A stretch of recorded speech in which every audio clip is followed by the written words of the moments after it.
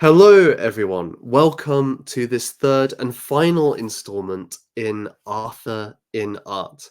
Now, you may be thinking, well, we've looked at the medieval and we've looked at the Victorian, and both in terms of visual and in literature, you might think of King Arthur as belonging to previous eras, times long forgotten, or at least to the pre-Raphaelite Brotherhood, and then nothing really happens after that point. It's all imitation of various points. But I think that there are significant works that are done within the 20th century and perhaps hopefully in the 21st century that still engage with this tradition. And so today we're going to be exploring the artwork of King Arthur in the 20th century with my good friend Ferro. Hello, Ferro. How are you doing? I am well. Thank you very much for having me again this evening, and welcome again to another in-depth exploration of the art of Arthur. I'm very excited.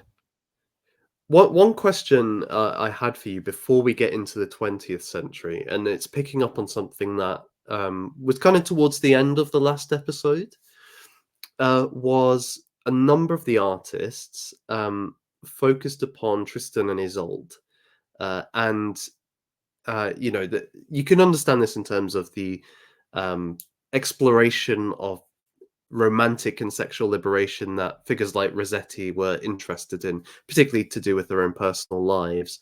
Um, Although he focused on Guinevere and Lancelot more than Isolde. And I was wondering, why do you think there's a particular focus on Isolde and Tristan rather than Lancelot and Guinevere apart from Rossetti? Because I find it interesting that they pick that story rather than um, the more centrally Arthurian one. That's a really good question. I wonder whether there is like more like purity of love to it. I think there is something like quite nasty really about Guinevere and Lancelot's love story when you read about it, really. And I think part of the problem is because all of the French romances sort of line it up with like Lancelot's deeds. You know, a lot of it is he's going on this amazing epic journey. He's doing so many things, you know, to reclaim her. While again, think of if you see it within the context of Tennyson, for example, and Idylls, is like you don't really get that stuff built up about Lancelot in the same kind of way. Like I'm trying to think back, but I mean, obviously he wins. There's a big tournament for like a gemstone or whatever, and he wins that. For example, he is the greatest knight. He is brave, but you don't go on that same kind of journey as you do with the romances. So I think that combined with I think Guinevere comes off very very badly in Idylls as well. So I think it's sort of like a consequence almost of Tennyson because that is like the most important source text of the time in terms of inspiration. Um, I think that kind of the love story is just not as beautiful, and like I said, almost the Lady of Shalott and Lancelot, in my opinion, is a better love story than the Guinevere one in Tennyson, as like an unrequited love, because again, I feel like there is kind of like kind of more purity to it, and again, it's interesting how Rossetti tackles the love story compared to the medievals. The medievals treat it more like a traditional romance and it's quite like nice and lovey. Well, if you remember back to just those two Rossetti pictures that we saw, one was literally Lancelot trying to kiss her over the grave of his king, and Lancelot being harassed in the room, and the peacocking of Guinevere. It's quite an attack on their characters at the same time. You know, it's not like this kind of beautiful, pure, like simple romance at the same time. So I think compare that to I mean, it's difficult because obviously, like Mark gets done over just in the same way that Arthur does. But I mean, I personally feel like, obviously, like, Arthur's just such a good king, and if you read his deeds, you can't help but love him at the same time. So that's why it's like I always find it hurts me to read about their little. It's like a sordid affair, in my opinion. I don't see it as a great romance in the same kind of way as the French did. While I think there's a bit more abstraction in terms of character. Like, Mark isn't as good as Arthur. He gets his revenge as well, so you sort of don't like, because it's a doomed love affair as well. There's a bit of kind of like, you sort of want to support the underdog. If that, I don't know, I know you support it a bit more as opposed to the other story. So that's my guess. I feel like it has this kind of purity, and I think there are some better set piece moments. And again, I like the obvious source text artistically is going to be Wagner at the time, isn't it? But again, if you think historically, you've got the kind of the love potion moments, you've got the that, like, the time on the boat or whatever, etc. You've got the kind of healing and the looking after. These are kind of all lovely, intimate moments between, like, two potential lovers. While, like I said, Tennyson doesn't really give you the opportunity to do that. If when you read, do you know what I'm saying? Yes. Like, even because I think he eventually gets his diamond, doesn't he, or whatever, during the tournament, but he's in his helmet. So there's not that many times where they get together in a really romantic way. Correct me if I'm wrong. No, I think that's right. Yeah, it's only towards the end, when everything's falling apart, that they're actually kind of together as much. It's just not very. It's not, weirdly, ironically, not very romantic, and I think Tennyson did that on purpose, though. So, but like I said, I prefer the Astolat and Lancelot. That's my favorite love story from there. Sorry. No, I think that's a great answer, and I think you pointed to many things which would explain it. And I definitely think the fact that Tristan and Isolde die as lovers is a big part of it. There's almost an intense purity to their love, which only death could end, right? Whereas Lancelot and Guinevere both end up repenting of their love, so it isn't this absolute thing. It's not the ideal form of it. I think as well. When you look at the original love story of Lancelot and Guinevere in Chrétien de Troyes' work, Lancelot du Lac, or Lancelot of the Lake, it's episodic, right? So it stands alone, and there's no kind of sense of the broader implications for King Arthur or the court or the political situation in Britain. It's not history. It's like a standalone story between a knight and his lady. So it kind of stands separate. It's not ever meant to be part of the history of King Arthur. But then, later writers, such as those who wrote the Lancelot Grail Cycle and Thomas Malory, bring it into the broader sweep of let's say, the English history of Arthur. And so there becomes this tension. Whereas I don't think the original story really was ever meant to have that relationship. I think you're right, and again, that as the idea of a knightly romance, a story to be read by courtiers, etc., has these different contexts at the same time. I mean, I've always wondered, like, because again, Arthur is meant to be this amazing guy, and he is basically a loser that loses his kingdom and loses his wife at the same time. But he's the nice guy, finishes last poster boy. I always thought growing up, and I always thought the whole Lancelot and Guinevere story is kind of weird and unnatural. Like, it doesn't fit well with the headcanon of Arthur himself.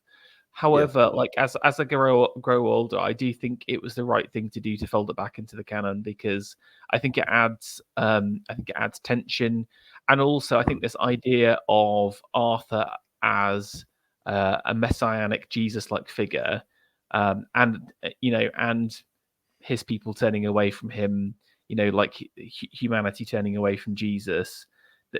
Tennyson brings this out, actually. I felt, where it's kind of like Arthur as the Jesus figure, and like his loyal subjects turn their back on him, kind of thing. And it's like, yeah, there is an interesting angle to that at the same time.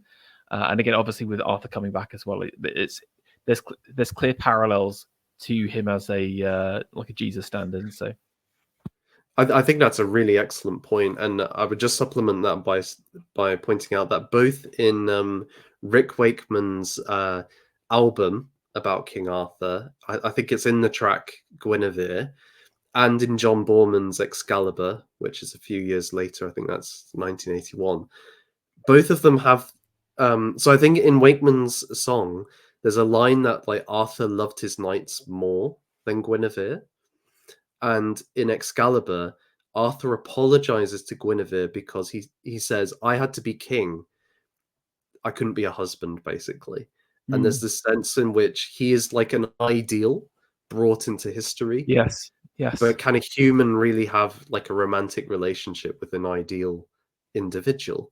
And I think both of these figures, Wakeman and Borman, understood this problem and kind of explain then why Guinevere would find Lancelot, who is very human. He's an excellent human, but I wouldn't say he's an ideal in the way that maybe Arthur and Galahad are.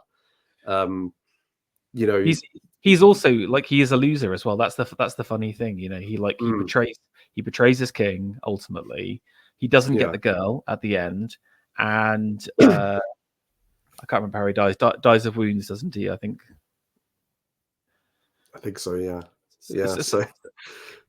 So like, it's kind of like, it's one of those things where I think it kind of adds a lot of depth to the story, that, and I think makes it interesting and makes you go, that's what's behind there. But I think certainly in that kind of later folding in the canon, it loses its romantic, like its true romance. I don't think it's a beautiful love story that's held up, if I'm honest with you, because of those reasons.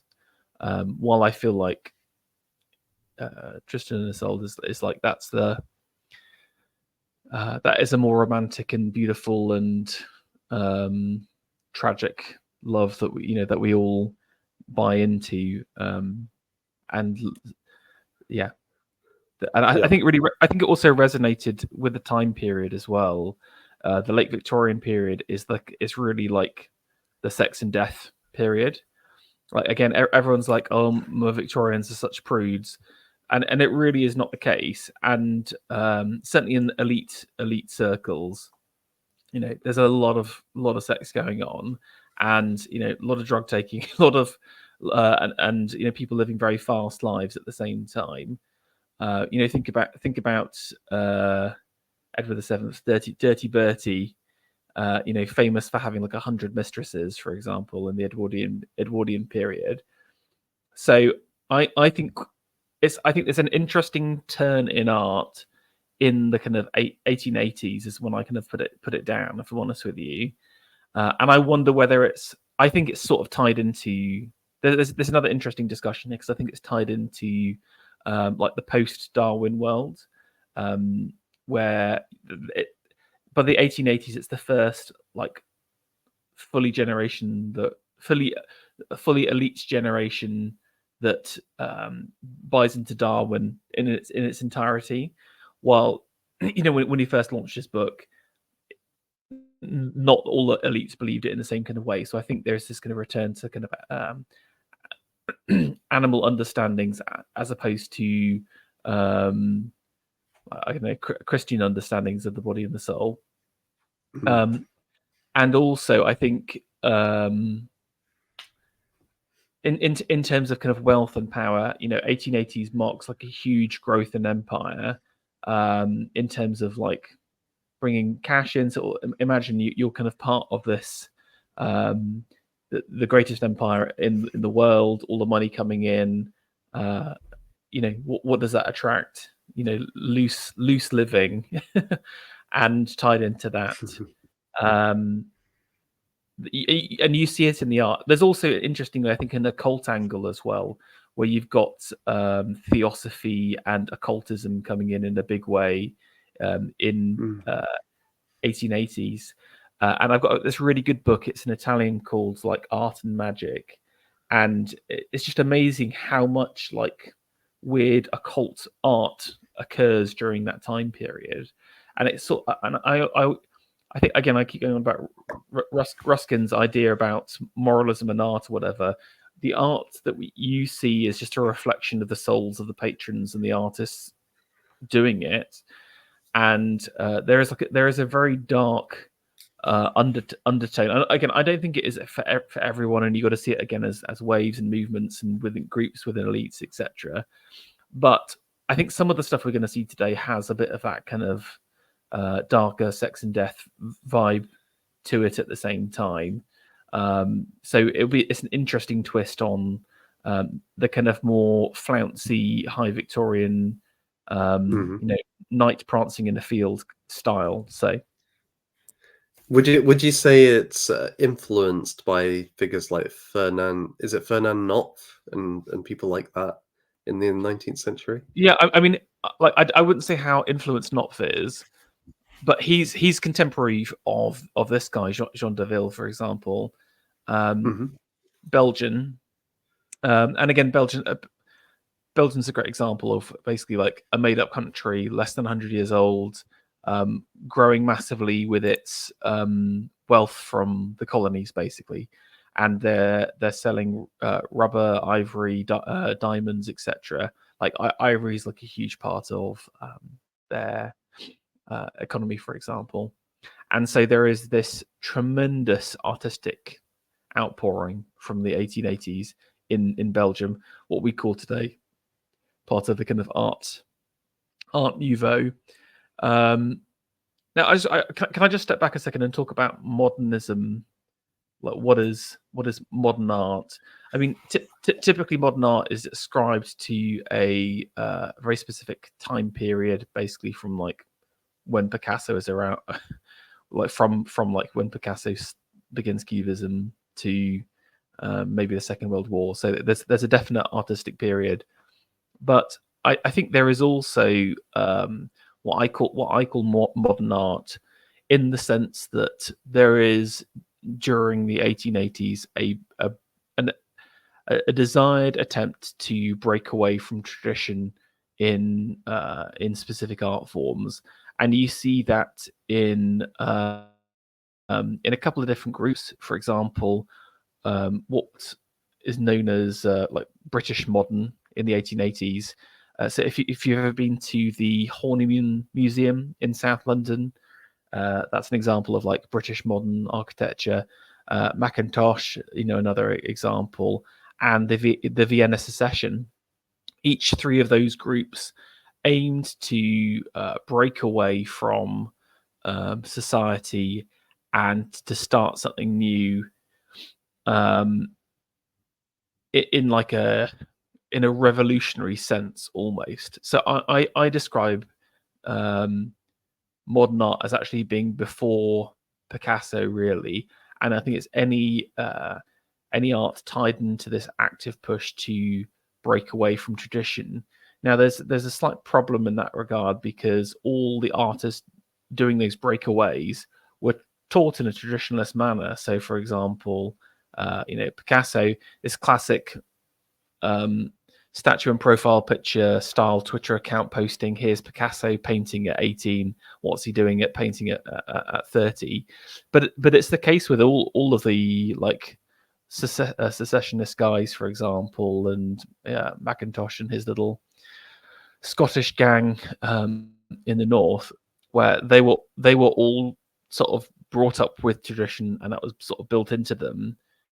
Can you, as like humans, say I'm not going to be traditionalist anymore because that's like part of you? Again, this is the sort of like Ruskin says no. He says, look, that's sort the lines that you drew as a child, studying other works, are literally in your body as muscle memory. It's literally become part of you, become part of your body and part of your soul. So even if you say, I'm not going to draw in a specific manner or a style, he would say that it's become part of your very nature, which I think is really, really interesting. That being said, what were those guys trying to do? We saw a lot of low quality art, I think, towards the end of that Victorian period, and I think that there was a general unhappiness as to the state of the art world, and especially the established art world, which had begun to ossify, although like not in the same way that we see today. It was in a very different kind of way. So I'm not here to kind of cast a moral judgment on whether their attempts to break away with tradition were even possible or morally right, but more say that they did things and it was kind of interesting at the same time. And sort of looping it back to this first work, one of the kind of first modern groups, really, I would say, are the kind of symbolist painters, who are, again, they're not a movement in the form that the PRB had a manifesto and had a group of people that were working together, but it was more kind of like a loose series of people that sort of knew each other and were producing works on a regular basis that had a bit of synchronicity. I mentioned G.F. Watts last time. He's a classic example, who even by the 1870s was producing these kind of like very meaningful and soulful pieces, which were very different to anything at the time. Moreau as well in France, he was doing something that he started in like 1850, for example, as well. So he's analogous to the PRB, but he operated by himself. And then guys like Knopf as well are definitely worth a shout out. So there is a whole lot of this kind of like new thinking and new attempts to create something that's not based on certainly the style of the time. And I think that combined with a new elite who were freshly minted with international money, with a different moral standard to the elite beforehand. Again, everyone sees the Victorians as like this homogenous time period, and you just got to think like the difference between 1840 and 1880 is just like totally wild. It's like the difference between, for us, I don't know, the 30s and the 60s or something like that. Yeah. Well, I'd even suggest like the time of like my parents' generation to today. It's totally changed. Like mobile phones and computers and all that. It's transformed society. So it's probably Yeah. like that, and it's probably one of these illusions we have of every age, that actually there were counter movements and different cultural aspects going on at any one time. But particularly in the Victorian era, it seems like that was the case. But we have this idea of the kind of Victorian gentleman who's a Christian and does his prayers and does some philanthropy, and that's about it. But it doesn't ring true. No, definitely. So I think you got to see all of these works within this new emerging paradigm, and a new younger vitalistic amoral elite as well. So let's talk about the actual art here. And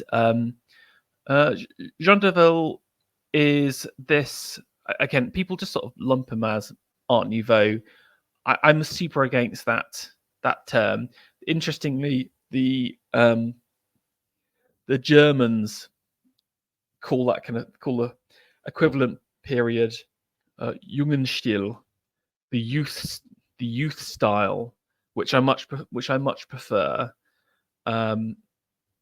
Or the French sometimes call it fin de siècle, and end of the century, which again I think I quite like as well. But I like the youth style. You got to see this as like a youth movement, and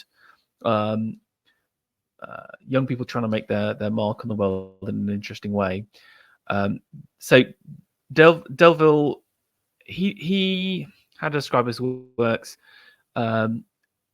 color, design, this kind of surreal symbolic landscape, forms, some of that occult otherworldliness to it.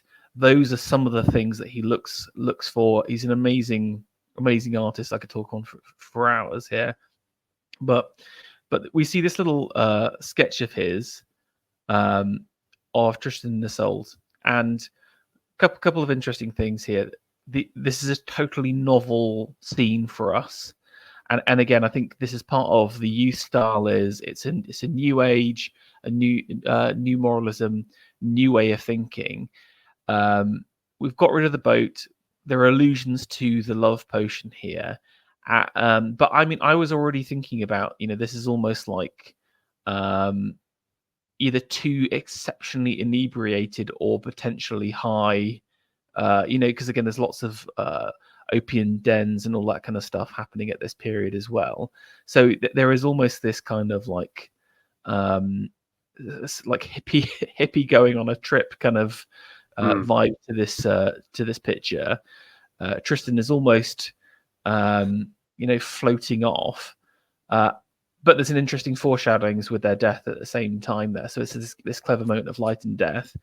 What we can see behind us is the sun radiating out, and again that adds to not only the kind of symbolic nature, again the rising up of their love, or is the sun setting at the same time? You could say that maybe that's the question.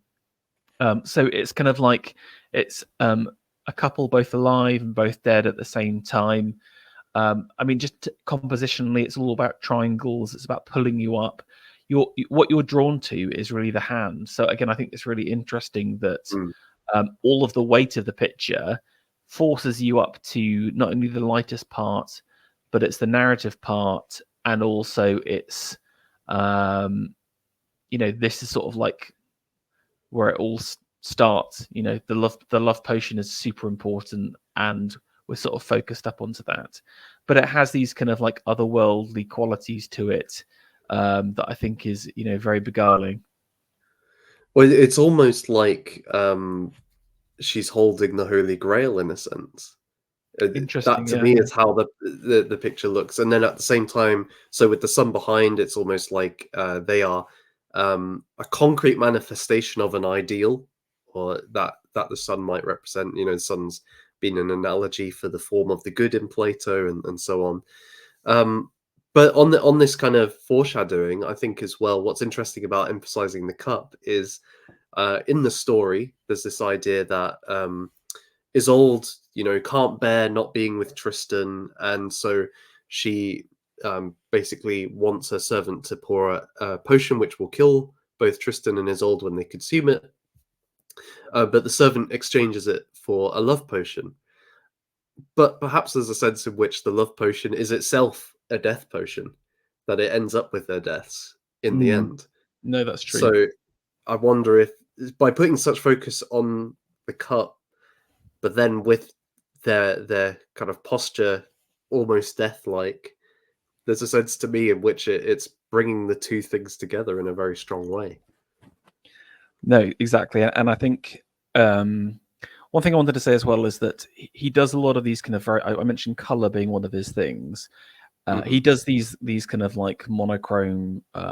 We've got this lovely like tinted yellow paper as well, so there's an allusion to the sun already. But you get so much just from black and white, and again, I think that just shows his power as an artist. Now, I want to move on to another powerful figure that's gonna, like, if one person were to set the next 15 years worth of fashion, I would say it's this guy, Aubrey Beardsley. If you've ever heard of him, he's described as if he was alive today, he would probably be some kind of weird incel, on like permanently online loser. Basically, is the vibes I get from Beardsley. He was this kind of like super skinny, tall, gawky, pasty white, like Catholic, very sexually repressed, but also kind of like sexually free at the same time figure, who was an absolute prodigy of illustration. In terms of his designs, I would say he is kind of like partly inspired by what Morris was doing with Kelmscott Press, but also, you know, there's a little bit of like Walter Crane, who was the other kind of big illustration kind of power figure at that time in terms of the mainstream. That being said, he adds just like so much novelty and so much style that's so original that it blows you away. Now, this is actually all set from there's a couple of editions, because there's one where they did the Mort d'Arthur, but there's also a Tristan and Isolde version as well. But the guy who commissioned it specifically asked for it in a Kelmscott style, and you can tell that because it's got this is the classics Kelmscott border, basically aping the illuminated manuscripts we saw in part 1 here, where you've got the image on the right hand side here and this kind of like almost illuminated borders. Now, what you'll notice about Beardsley's style is it's like hyper stylized. It's almost kind of like back to Byzantine. Do you remember those trees we saw, which were again not like real trees? The intent going back to this realism discussion, but again the regulated forms of trees that give you a specific effect or give you a specific shape that works well in the composition. And just these very beautiful stark landscapes at the same time. So again, totally going against what the PRB is saying. So, you know, he's trying to turn his back on what's gone before as well. So I've got a couple of pictures here from the book. I quite liked this block across here, and again, one of the symbols of this youth style is the peacock, which is interesting. I do wonder how much influence Rossetti's peacock dress on Guinevere had at the same time, and you can see these just like lovely floating designs, a lot of influence from, you know, Japanese woodcuts, etc. at the time. But Beardsley is like something else as well at the same time. Here's Arthur taking the sword from the lake, for example. You know, think back to someone like Burne-Jones. Burne-Jones like just wrecks Beardsley in terms of realism, but you don't care because Arthur here has become like almost like an ornamental object at the same time. He's been abstracted down into shapes, and then his armor has been beautified and patterned in such a way and regulated in such a weird, strange manner that he's sort of become beyond human into this kind of like moving symbolic form. Like, again, look at the kind of shoulder pads here. That's like almost like the shell of a beetle or a bug or something, but unlike anything any human has made before. So, any comments on Beardsley? I was just going to say on the Guinevere peacocks, I thought it was a very nice touch that they have hearts on them, which I didn't expect before, but actually, and then they literally connect with Guinevere's dress at the bottom. So there's this kind of mixture of love and vanity going on here. Yeah, that's a good shout. Yeah, which is very, very visually appealing, I think. Also, the plumed peacock is male as well, which is, you know, also interesting. That's interesting. So it could be Lancelot who's the peacock in that regard, then. Yeah, exactly. Yeah, but kind of almost like hidden disguise, like he likes to disguise himself. That edition's like he started relatively early, and I would say that it suffers a little bit from the wood blocks. So again, everything wasn't etched; it was a wood block in the Kelmscott style. The disadvantage of woodblock work is that you just don't get the detail. I mean, I would say you can get the detail if you're kind of like basically Japanese and you've been doing woodblocks for like several generations. They're able to get a lot of detail, but you got to see that this kind of work as a revivalist format that had only been going on for about 20 years. But just to kind of show the real power of Beardsley here. This, I haven't actually got the context of this piece, but I just wanted to kind of show it off because this is his like one of the original drawings that then gets turned into some of the pieces.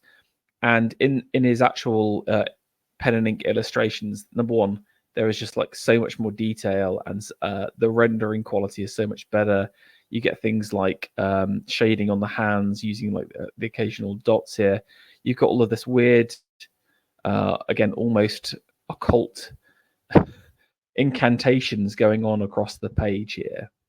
A dragon's head like nothing you've ever seen before or will again. It's almost like a carnival mask, totally bizarre. And I just love his outfit at the same time. Definite allusions to Japanese woodcuts with these very structured, strong folds. If you see a lot of woodcuts, that they emphasize the kind of folds and the detailing, but there is something Burne-Jonesian about it at the same time. I think, like certainly with like the armor style, with the kind of spikes coming out. But yeah, Beardsley is a very strong, very powerful artist, but unfortunately dies relatively young. And this is again one of the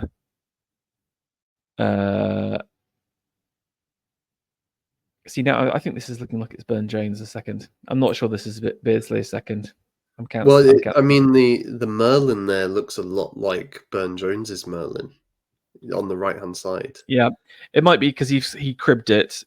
I'm not sure. I'm doubting myself now. But yeah, maybe it got miscast. So we've got another Tristan and Isolde. I quite like this one because again there is allusion to the sea. So this is we've returned back to the ship, so you can see we've got the lines on the floor here, but we've got the kind of the background has been hidden by these kind of gigantic tapestry pieces, and again like it's very kind of like aesthetic movement. Japonisme style, like imagine like people, they're almost like wearing a kimono or something like that. I like the little trail of birds in the distance at the same time, and you have this kind of potion being raised. I'm not sure who's Tristram, who's Isolde, but I imagine on the left is Tristram, and then Isolde's wearing the cape. He has this kind of like same face thing where if you look at the lips, they're almost identical, which is kind of part of his rebellious androgynous style, if that makes sense as well at the same time. So that's why he's kind of well loved today, let's just say. But again, very different composition to what we've seen beforehand. It's about shapes, it's about stylizing, it's about creating something totally different and new.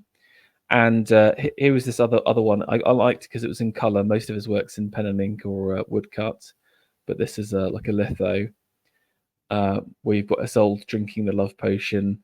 This time that's almost her as Edwardian lady, which I thought was kind of interesting. Pendant on the hand, beautiful dress, and again the colors are lovely. Where you've got the teal and the coral pink at the background, giving you that nice contrast, and then he's playing with the sand and the beige as middle tones as well. Very nice. So I tried hard, and I managed to find a non painting for this section, and this was the one. Now as part of the kind of youth movement that's going on, um, like there is this like international arts and crafts thing happening as well, where because Britain was so influential, everyone's reading they're kind of like the aesthetic books. Everyone's trying to copy them. Gandhi said that Ruskin was one of his favorite authors. Can you believe?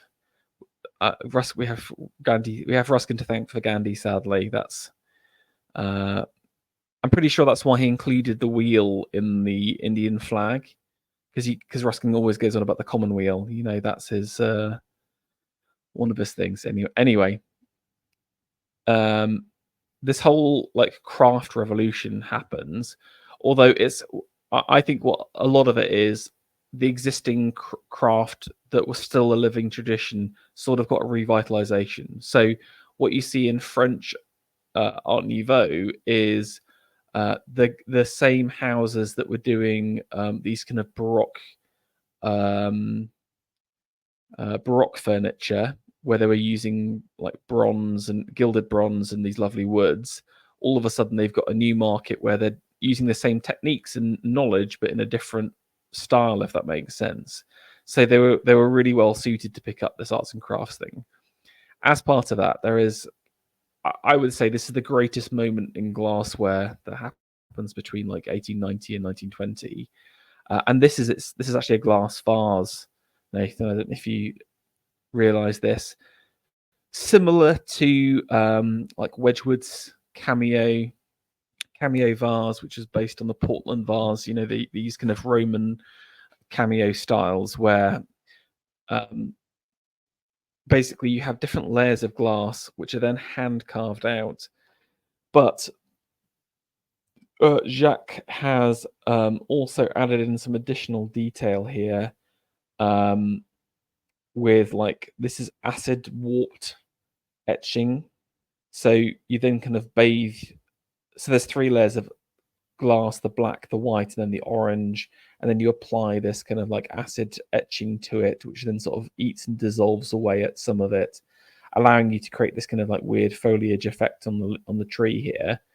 But you got to see the whole vase. I'm sorry, I've only got one picture here, but it's sold with the harp, and then Tristan's on the floor. Basically, it's a real beauty, and like I said, a bit of a novelty as well, in the fact that it's one of our few arts and crafts entries. And it's absolutely gorgeous. It's just so the colors are just so appealing. I could just look at this for hours and hours. Exactly. Like I love the depth of tone, and there's an interesting form of naturalism using that etching, where it looks like clouds in the sky, and like you said, you could just sit staring. You could look at each of the clouds and look at all the forms inside there for hours, I think. So is there a classical element as well here, in terms of like if you look at Greek pottery, it's orange and blacks quite often. Yeah. I mean, it could be. I think there's definite this kind of style of like cameo vases is directly related to, like I said, Roman Roman cameos and Roman cut glass works. But I mean, I would say they're explored in their purer forms by someone like Josiah Wedgwood, who was doing it as a neoclassicist, while these guys were like harking back to that, but then also doing this kind of modern spin on it at the same time. They were trying to create something new for sure. In terms of illustration, I think here's my theory. I have literally no proof for this whatsoever, but I'm just going to say it anyway. I think that King Arthur play sort of had was like a big cultural shock on the elite class, because after that moment there is a huge number and a huge desire for King Arthur related content, but interestingly increasingly aimed at children. And we sort of in the modern in this modern period, there is like the childification of Arthur that happens, where it's gone from like Tennyson elite poetry to, or isn't Arthur a great figure for your your kids learn about because he's heroic kind of thing. It's almost like a famous five kind of thing. And as part of that, there is a huge amount of illustration and books. Maybe it's tied to Beardsley as well, but one of the better guys is Alfred Roller. This is again a French version. I mean, you can pick up an original of this for like 50 quid. It's actually insane how cheap these are. But I didn't actually include any of the internals. I just liked the the external book cover for it. But I also wanted to kind of flag up that there's an interesting shift in the illustration away from let's do kind of reissues of Mallory and let's do these kind of new softer versions for kids, basically. And this is an example. I wonder if so Andrew Lang, who was a kind of anthropologist of sorts, an anthropologist of religion, he collected a lot of fairy stories, and he compiled them into several books, which were really big hits during the Victorian era, and he marketed them for children.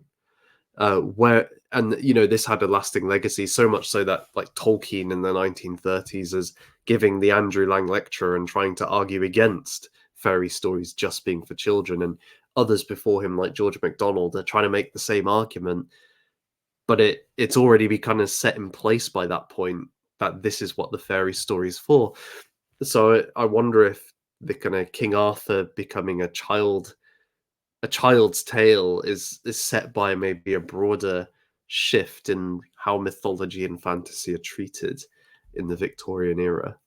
Yeah, I think that's a great shout, and yeah, like even the idea of like youth literature or like books for kids, then you need to create content on it, and then I can see the immediate like, oh, the fairy story was popular, let's do other magical and supernatural stories, but then let's sort of like sanitize it a little bit for the kiddies kind of thing, and then you know what I'm saying, you sort of lose the a lot of the original power.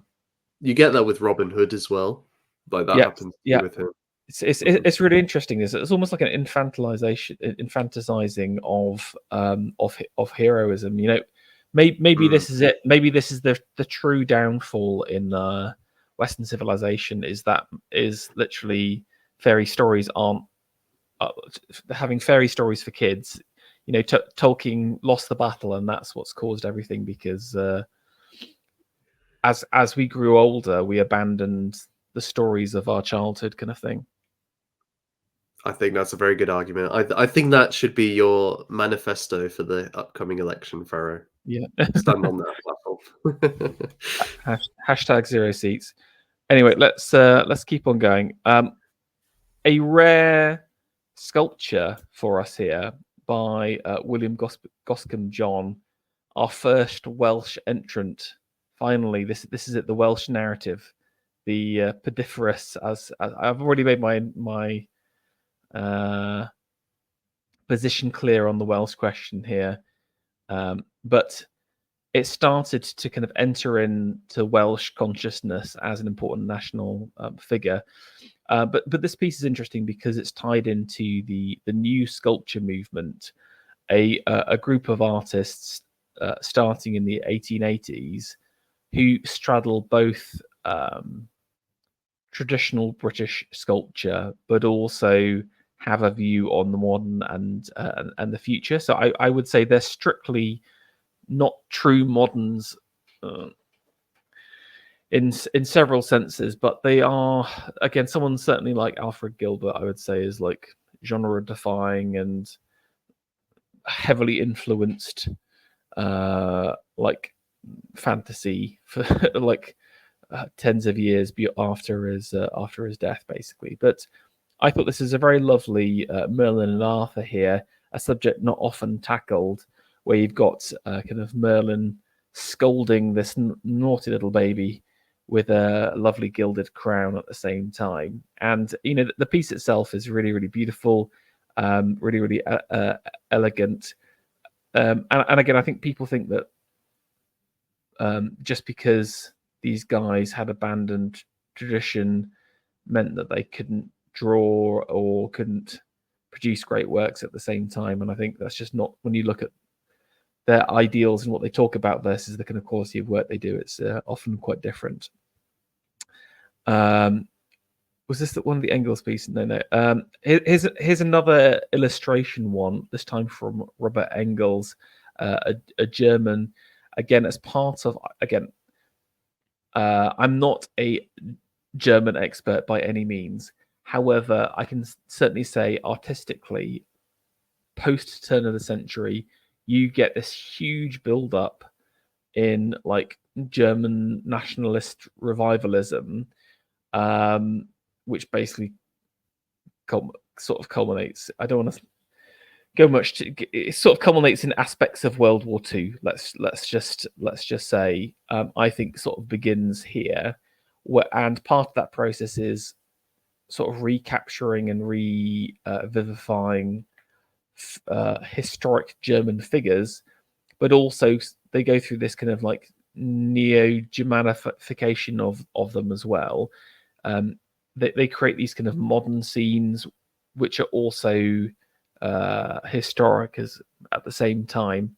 And interestingly, I was looking at the World Fair for Germany. Maybe I might just do.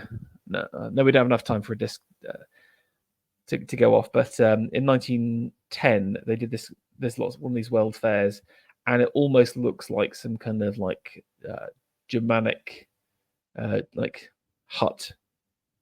Maybe I'll quickly share the picture because I'll be super fast. It's the 1904 World Fair. Here we go. Hold on a second. I'll switch it out. Go for it. I was just going to say on that picture, the candle at the side was absolutely massive. It was like the size of a human being. It was quite amazing. So is this the hut you were describing? Yeah. This is 1904, and I mean, look at the gable on that. This is like a Germanic longhouse at the same time. Yeah. Notice the gigantic eagle at the center, the gigantic eagle in the background. It's almost kind of like, we talked about Celtic revivalism. There is this Germanic revivalism that happens at the turn of the century that kind of manifests itself here. But it's done in a high sense, not in a like a Volkish sense like the other guy would sort of big up. So I think it's a really interesting time period in German art, but it basically means that works like Tristan and Isolde are super important for the national consciousness at the same time. So that's why you have a lot of that kind of so it's like a quasi-new style as well. Okay, I mentioned the Vienna Secession, hugely influential and important, but often underrated.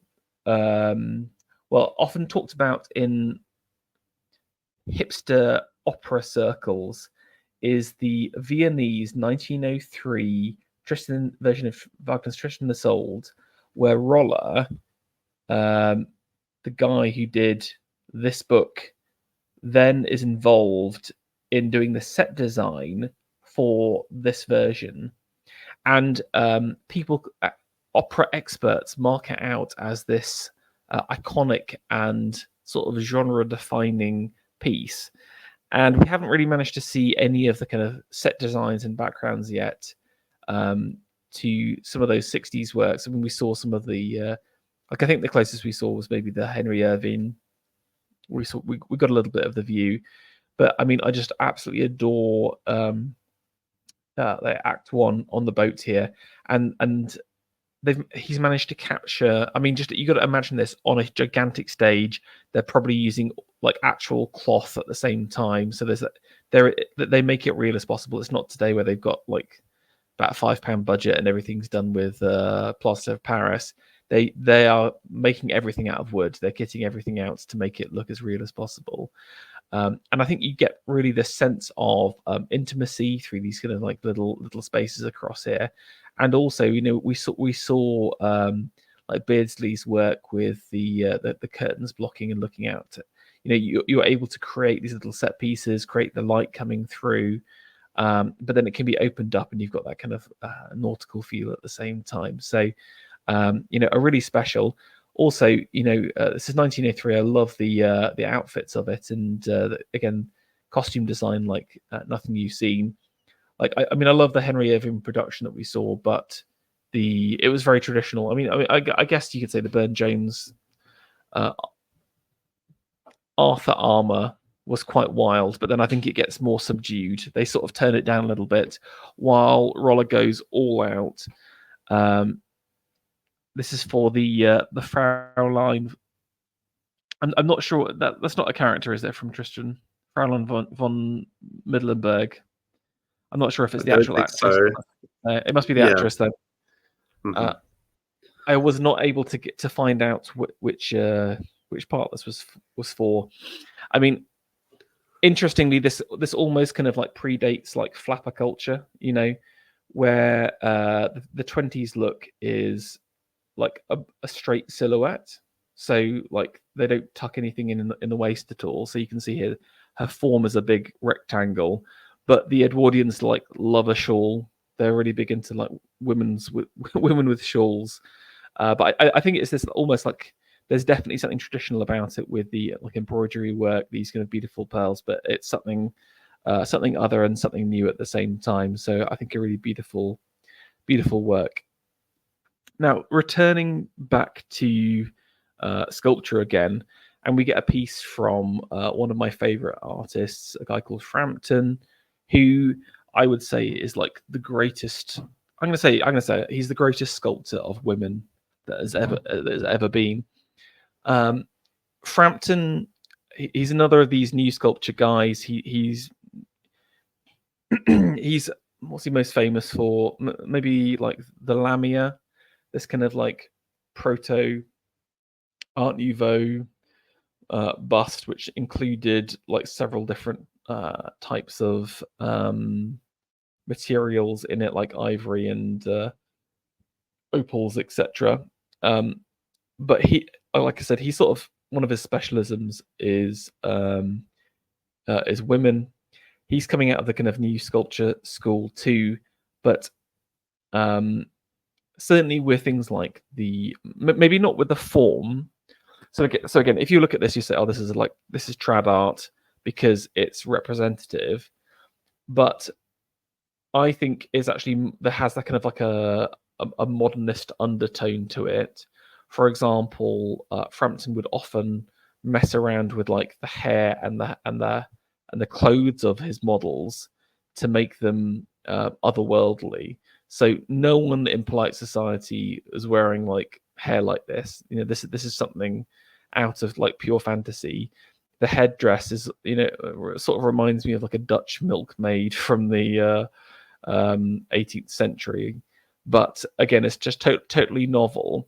The face itself, Enid the Fair, she's meant to be this, real beauty, and she is, but there is an undeniable sadness in her eyes at the same time, and beauty is a curse as much as a blessing at the same time. So I'm almost that in some ways you'd think that the subject matter would be this kind of like Venusian beauty, who knows her like sexuality and her power over men and uses it, but there's something more demure and more sad, and there's more pathos in this than in any Venus that I've ever seen. So I like this idea of Enid as quite a sad figure. There it is there's the plaster of it, which again I think the lighting is much better in this shot. I think than that's the problem with bronzes; it's often very poorly lit. Okay, let's go back to some of the illustrations. So this is 1905, and we're starting to get like more of these Arthur books being churned out. I particularly liked this illustration by Charles Buckles-Falls. I think he's an American. Look, it's in the Flower Fairy book here, and Merlin gets a little section. But I just absolutely love this litho that's been put in for its very graphical nature. It's heavily influenced by the Beggarstaff guys, William Nichols, who does these kind of like post. I don't want to say post-impressionist, but it's kind of like post-French graphic work. You know, like Toulouse-Lautrec and all that kind of stuff from the turn of the century, where they're kind of distilling down the forms. The Beggarstaff guys took it to its extremes, where you're just kind of showing the bare minimum and detail here. Now you've got, you can tell it's Merlin with his majestic beard, but it's almost been turned into a rectangle. The detailing is just so light, but there's so much power and emphasis on it. So, you know, you can just look at the number of lines here. You can't see the eye at all. It's just all about the shadows. And his entire body has become this kind of dark blob, apart from his hand, which is just kind of jutting out and giving you this kind of Tony Blair-esque power pose at the end here. The colors are all beautifully harmonized, greens, yellows, and blacks. And this just amazing bit of typography, Germanic Gothic-esque piece taking up a third of the screen. It's just like such a bold choice, but I absolutely love it. Yeah, really wonderful piece here. It really is powerful. I was wondering what the cross with the circle in the corner might be about. Very esoteric. I have no idea. I feel like it's definitely a reference to something, isn't it? I'll have a look for that while we continue. I'll look for that in the background. Now we're hitting 1906 now, and we've got a few pieces like post Beardsley. This was from an American. This is our first American, James Crichton. Sorry. And he did a series of illustrations for Tristan and Isolde, and this is Isolde being given the love potion here. And again, if you think back to some of those Beardsley pictures, you instantly get those feelings. But he's trying to get a lot more kind of color in it as part of it. And I thought these were quite charming, and there were these kind of quite bright moments. Look, here's the charm, and I like this with Isolde being this quite vampish, orange-haired maiden here, red lipstick, almost kind of coming out from the left-hand side like some kind of powerful flame and encircling Tristram, almost entirely with her body, the love potion in hand. You know, this is very Japanese, I think, in terms of its kind of power and colors and motion and movement. Now, I put this one in here. This is another Beardsley, just because it's the most meta Beards. This is the most meta artwork we've got so far. This is called The Wagnerites, and it's a whole lot of people watching Tristan and Isolde. So, you know, while it's not a picture of the canon itself, it's the people who go there. And again, I just love its dark quality. You know, the majority of the page taken up with black, and these kind of weird, I mean, sometimes horrific. Some of these women are just absolute beasts here. And you know it's a Beardsley because he's slipped in. He was famous for including lewd elements into his work subtly that only the kind of person paying attention to the detail would have noticed. Right. Okay, let's move on to Moser here. So Moser is one of the secessionists, mainly known for his interior design, but he is like an amazing graphic artist. He created like stamps for Austria, for example. But this was one of his kind of few paintings. But I thought it was a very, very powerful modernist work. You know, like by 1910, you've got the rise of Cubism. This is the proper modernist period, if you're being so inclined. So Moses kind of like he was big at the turn of the century. He's kind of like on his way out, and there's this really lovely quality to the painting where it's an attempt to like play in this like new style that's coming about, but it's also firmly rooted in like realism at the same time. So just like I guess some of the aspects of art at this time are trying to like simplify forms and to focus on like more primitive elements, more primitive colors at the same time.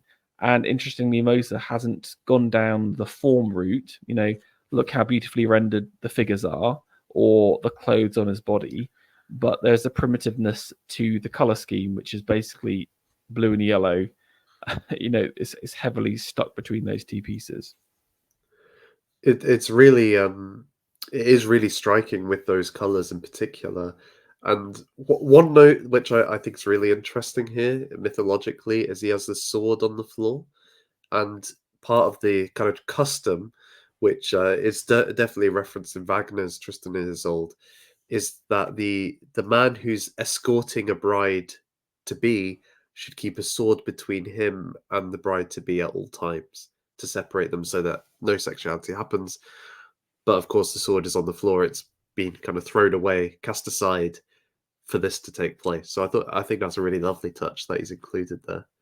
Yeah, it's nice, and yeah, 1 foot from both of them forward as well. Yeah. You know, symbolizing their relationship. You have got. I like again. You've got the curtain, and again the kind of peeping into the ship, but rather than the sea, you've got all of these guys just like hauling the boat. So it's almost kind of like both a private and a public moment. I could be reading too much into it, but this I know there's something definitely more like female about this opening as well. Let's just say, and I think maybe there's an allusion to that as part of this. But I mean, I love the colors. I'm a huge Colman fan, so I think it's a really interesting and one of his late great works. Okay. The 1910s is also, I would say, one of the golden ages of illustration. I think partly because of the kids element, but also because, you know, technological improvements around lithography mean that you can have actual artist pictures in your books now. You can have full color lithography. You know, they've basically given up all attempts to do this kind of medieval revivalism of Morris, but what they have tried to keep is like quality. I think that's the one thing they took away from Kelmscott was we need to have really high quality paper. We need to make the book a beautiful thing, but we're going to use modern technology to put quality illustrations inside there. Now, Rackham, in my mind, is on this like he's the culmination of a story which starts with Walter Crane back in the 1860s. You could say even like Flaxman before him, for example, but he creates some of the most beautiful and dark illustrations. I would say maybe he's got to be top 3 illustrators of all time, basically. He's just got such breadth of work. The quality is there. It is, yes, on the face of it, it's realism, but it's also, you know, stylization. He's taking like notes from someone like Beardsley, for example, but is wrapping it in like sumptuous detail and almost like there is sort of PRB-isms to it a little bit that you don't notice it. Now, I've taken a couple of my favorite bits from this from Tennyson, but this is the Merlin and Vivian again, and they've got Merlin as almost this kind of old owlish kind of figure, and again, look at the light detailing on his back from his beautiful robe here.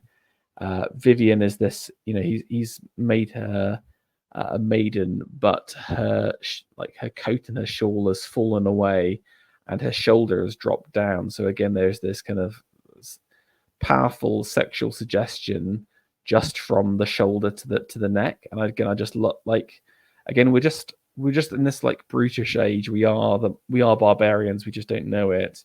Where for us, sexuality is like showing a tit or something, but you can just show so much like beauty and eroticism just from the shoulder to the neck, like Rackham has here, or again that the hands holding back against the rock, and Merlin almost. I don't know whether he's carrying away or he's literally trying to go back under the rock again, basically in this work. If you want something more vital, here is Arthur killing Mordred at the last battle here, and this I would say it's done loosely.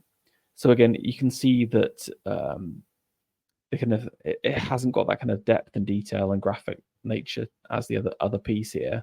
Sorry for the exceptionally low quality resolution here. The most details in the sky in some ways. I think he's got this like amazing, like it's light triumphing over the darkness of the sky, the crows representing darkness across here, and Mordred just being absolutely run through by this beast sword, bodies all around. There's just so much like darkness in this work. But I love the poses. Mordred himself flying through the air with just absolute fury. And Arthur with this, like, look at his feet here. This is such an awkward pose. And again, I think any lesser artist would just be like totally destroyed by it. You would not be able to render that correctly. Like, it's basically legs apart, 3/4 left leg forward. Very, very strange, very awkward. But then he's combined it. So there's dynamism in the legs, but then you've got the kind of strength and structure of the body at the top here, and the sword being very, very powerful. So I've got one more, I think slightly less good, and that's Lancelot killing the dragon here. But again, still gives you an idea of like the level that Rackham is working to. Very, very good illustrator. I'd say as well that many of his images, not just with Arthur, but with other stories, he did the Ring Cycle, for example. They have become like the how would you put it? The standard for how the go-to, the go-to. So that's what people think of visually when they think of these stories now. It is the Rackham versions, whether because they've read the books which have his illustrations in, or because later artists have drawn upon his work to inform their own interpretations. Yeah, I think he's very much shaped our Arthurian imagination. 100%. Although interestingly, all of these are kids' books as well. Yeah. Right, we're running out of time here, so I'm going to scoot on. I want to talk about Ricketts, Charles Ricketts. He was the lover of Oscar Wilde, but he was also a really good illustrator and also a really good costume designer. And again, this is 1920, so you got to think like the Bauhaus is around. This is like Corbusier is doing stuff. Like Corbusier is well established by now, I should say. Really, modernism is in full swing. So in some ways, like someone like Ricketts represents the past. Him tied to like Wilde as part of that kind of aesthetic movement set, which is also tied to the late Victorian. So this is a bit of a throwback, but I really love these almost like modern designs for Tristram here, where again it's just very unlike anything we've seen so far. Yes, he's a soldier. Yes, he's a knight, but there's something sumptuous about his outfit because of the textiles in the cloak, these kind of bright colors, and then this amazing shield, the two birds flying. Maybe symbolizing the two birds flying together for a while. There's another. Okay, yeah, they did these kind of composition of all of his work. But if you have a look at, there we go. I managed to find a sold here on the left hand side, and again, I thought this is a really wild version of her, where he's banded her stomach up across here. There's elements of the medieval here, but there's something like futuristic at the same time. Really interesting. I just can imagine the poor opera singer thinking, "Why are you binding up my stomach? That's the worst possible thing you could do for this awful, like this most difficult of pieces to sing of of any opera. This is the one you don't want that at all." No, exactly. No, exactly. Okay, let's move on to the 20s. I mean, I couldn't find virtually any like proper deco bits of work here, but I did find this one again, the French coming up here with Louis Bouquet, Tristan and Isolde. This is more kind of like when people think about modern art, this is what they're really thinking about, but it's actually relatively late. Again, the forms have been like simplified.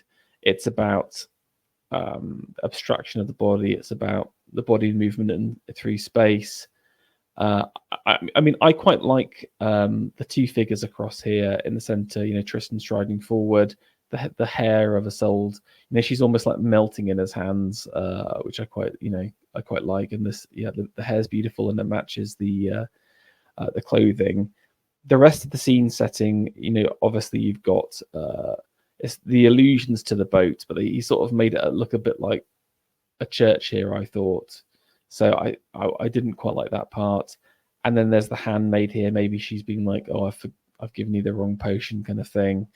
Not quite sure, but I think that part doesn't work for me, which is a shame. I think they should have just focused on the main two figures, because Tristan striding forward as he's kissing her is, I think, quite a powerful motif. So,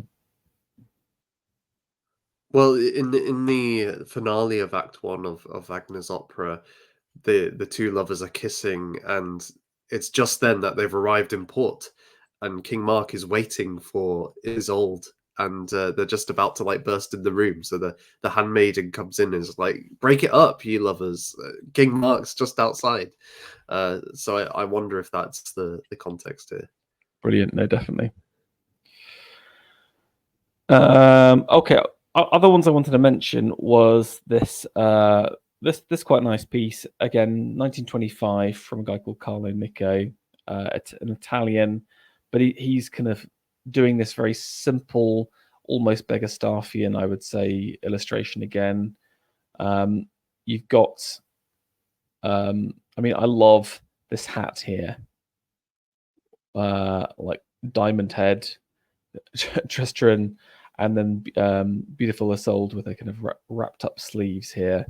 I think it's just a really lovely graphic work, and again, a part of one of those 10,000 Arthurian books. I would say that by the 20s hits, we're sort of running on gas a little, you know, running on air. For this part, but there were a few pieces that I thought were interesting, and this was kind of like one of the last a version of Mort Arthur by John Austen here, which again is done in this. I've got this Prince Arthur by the Dwarves. Hold on a second.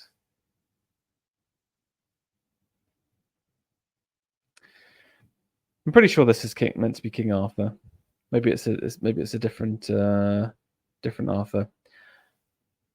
Well, if it is, I'm sorry, but it's pretty cool art. So anyway, that's the end of our modern section. Now, how much time do we have left? I'm going to quickly check in. We've got 40 minutes left to go through contemporary. So if I will reset the images for a second. Any comment on the modern period? Well, it's striking that it ends at the 1920s. Is there any particular reason you think that is the case? It was more like we just run out of artworks. I just couldn't find anything in like beyond there. I wonder whether it's kind of like post World War One, really, where like it just wasn't of interest anymore. I think it felt a little bit anachronistic. It didn't really it doesn't tie into the kind of futurist and vorticism that's happening in Italy and England, or for example, the Bloomsbury set and Roger Fry and all those kind of guys. Yeah. they're looking to the future. The futurists in Italy are looking to the future, into the machine age. They're saying like, let's burn down the museums, kind of thing. So again, I think that Arthur doesn't fit in that. I think it does weirdly fit in the early modern paradigm, so certainly the early like Beardsley, etc. But even up to the 1910s, it feels comfortable. But then I Yeah. think it doesn't really suit this kind of like interwar thing that's happening, basically. Because again, even the German side, what Hitler's trying to emphasize is like folk history, like whatever Volkishness, all that kind of side of things. And yes, he loves Wagner, but I feel like it's maybe a little bit elite. I don't know. I guess he does like get focus on the Nibelung or whatever quite a lot, but for some reason Tristan Isolde just doesn't seem to. I couldn't find any mid-century German art on Arthur at all, basically. Well, the interest. So I would say two things on that. One is that with Hitler and the Nazis, they are particularly keen on the first three operas in the Nibelung Lied. They see Siegfried as kind of breaking through the old and restoring this new age, an Aryan age, right? They don't like the ending where it ends in tragedy. And I think that's why they don't like Tristan and Isolde, and particularly Parsifal, because they have very anti Übermensch themes in them, you might say, whereas they want to emphasize that. But at the same time, I feel like the story of Arthur, at least from a British perspective, you would think, it ends with this kind of golden age broken by tragedy, with this absolute annihilation of what's gone before. You might think that would lend itself then to processing what's happened during World War One, which is very analogous to my mind for the British Empire. Basically, I'm 100% with AA, and I think we basically both believe that Britain is conquered economically from Mm. about 1928. I was going about the buildings. In the late 20s, there is a huge slew of American buildings, from the kind of Hoover manufacturing building, the radiators building. There's like 50 of them. And interestingly, if you watched AA's review of Curtis's Oceans Apart, they kind of emphasize the kind of economic imperialism that America goes through in the 20s. And so I think there's a lot of elite capture at that point. And again, I think Arthur doesn't fit in the new American paradigm. And again, you got to think of like Deco and the Jazz Age. I think like you're right. If Britain had managed to kind of hold itself together for longer, I think there would have been more Arthurian revivalism as a like a point of reflection. But I think Britain is looking to the West and to America. I almost feel like part of the problem was like, yes, we were conquered by Americans, but also we sort of gave up a little bit. The elite class, having lost so many sons, and the ones that survived being transformed mainly in a very negative way, that they wanted to, like, there's an active wanting to move away from the past. So I think Arthur doesn't fit in the post World War One British story for a lot of people. I think they're trying to forget the past and they're trying to move on to the future. But I won't comment any more about my thoughts on that. But basically, you just don't see Arthur in the 30s or the 40s. Mm-hmm. So I think that in itself really speaks for itself. And actually, I couldn't find any Arthur in the 50s or the 60s as well, in Britain at least. Okay. Because you do have the musical Camelot around that time. Okay, that's true. I mean, I basically the 20th century is difficult because I haven't included a lot of what I would call low culture. I mean that in the best way possible, Nathan, but there is a lot of that going on, and I wanted to focus on some more of the kind of high arts, for example. So maybe that's right. Maybe it's just preserved in like lower forms. Okay, let's just quickly power through. Here's an interesting piece I found, and it's called "Maps of Themes in the Artist's Mind." And I actually found this when I was looking when I did those initial slides at the beginning talking about Arthur influences. This is kind of like what I'd actually created before seeing this, and it is simultaneously David Jones attempting to map out where Arthur comes from, but also he sort of self-referentially created it as a Duchampian ready-made piece of art at the same time, which I thought was a bit naff, but I quite like the fact it was this kind of like mega autistic flowchart. I can appreciate this from a level of data intensity, and yeah, you can see, look, the Aryan myth at the start here, epic with Gilgamesh going to Greece and Byzantium to the French romances. Note, then there's the Brittonic traditions across here, and then I think they've done Britain in green. I mean, Britain gets a rum show here. I thought there was definitely de-emphasized for the French and German romances here. Anyway, I like it because it's a bit postmodern in the fact that it's self-referential of what we ourselves have been doing. Okay, one of the most significant works I think of the 20th century is the little forgotten version of Tristan and Isolde called Mad Tristan, and basically, do you want to guess which artist was involved by looking at the backdrop here? I'm gonna say Salvador Dali. You are correct. Dali designed the outfits and painted the backdrops for this, and they are absolutely phenomenal pieces of work. I've got some of the better shots here. Now, the actual opera itself, I don't know how true it was to Wagner. I have not managed to find many details about it.